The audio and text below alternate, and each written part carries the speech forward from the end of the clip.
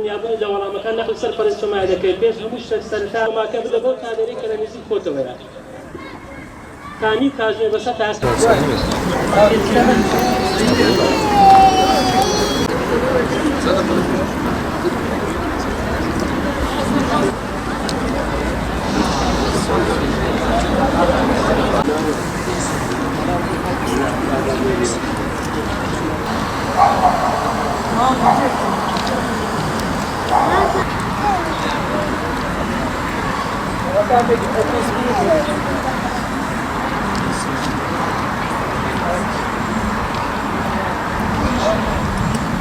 بەنای خوای گەورە و میهرەبان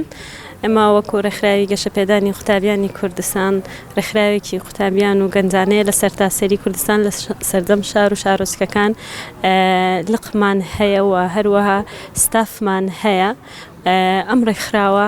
ئەرکی سەرەکی ئەوەیە خزمەت بە توێژی قوتابیان و لاوان و گەنجان بکاتن لە بوارەکانی زانست و هەروەها پەروەردە و داهێنان ئەوە دروشمە سەرەکیەکانی ڕێکخراوی گەشەپێدانی قوتابیانی کوردستانە یەکێک لە پرۆژە مەزنەکانی ئەم ڕێکخراوە پرۆژەی نوری جیهانە لە یادی لەدایکبوونی سەروەرمان پێغەمبەر صلی الله عليه وسلم ئەو پرۆژەیە جێبەجێ دەکرێتن لە تەواوی کوردستان پرۆژەکە لە چەند بوارێکی جیاجیا خۆی دەبینێتەوە ئەم پرۆژەیە هەر لە ڕۆژی لەدایکبوونی سەروەرمانەوە سەلامی خوای لەسەر بێت دەست پێ دەکرێتن بە چالاکی جۆرا و جۆر یەکێک لەو چالاکیانە کە ئەوڕۆ بەشەکەی یا کۆتابەشی چالاکیەکانە جێبەجێ دەکرێت ئەویش تاقیکردنەوەیە لە چل حەدیسی پێغەمبەر صلی الله عليه وسلم چل فەرمودەی پێغەمبەر سەلامی خوای لەسەر بێتن ساڵانە ئەو پرۆژەیە بە یا ئەو تاقیکردنەوەیە بە شێوازی جیا بۆ نمونە ساڵی ڕابردوو لەسەر ژیاننامەی پێغەمبەر بوو سەلامی خوای لەسەر بێت و ئەو ساڵیش لەسەر فەرمودەکانی پێغەمبەرە لە سەرجەم کوردستان لە سەرجەم لقەکانمان لە شار و شارۆچکەکان ئەو پرۆژەیە لێک کاتابە پێکەوە هەمویان بەڕێوە دەچێتن بۆ ئەم ساڵیش خۆشبەختانە بە تێکڕایە بە نزیکەی 9550 بەشداربوومان هەیە ژمارەکە بە نزیکەی ئەوەندەیە و تا ئێستا کۆتایی پرۆژەکە ژمارەی تەواو ڕادەگەنین بەڵام ئەوەی کە لە ڕێی ناونووسین و کتێبوەرگرتنەوە بووە 9550 بەشداربوومان هەیە کە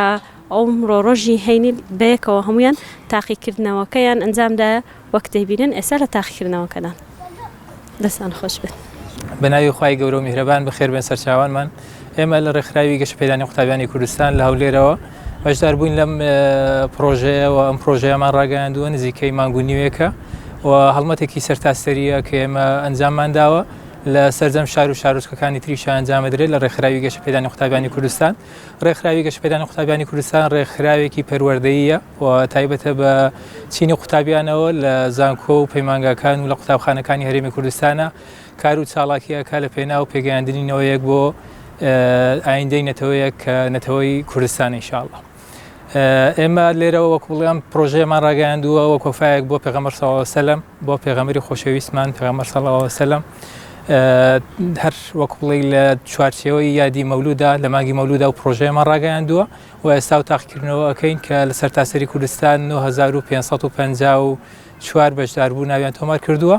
و لێرە شەو ژمارەیەکی بەرچاو کە زیاترە بێت لە 1000 کەس بەشداری ئەم پرۆژەیان کردووە و ئینشاءالله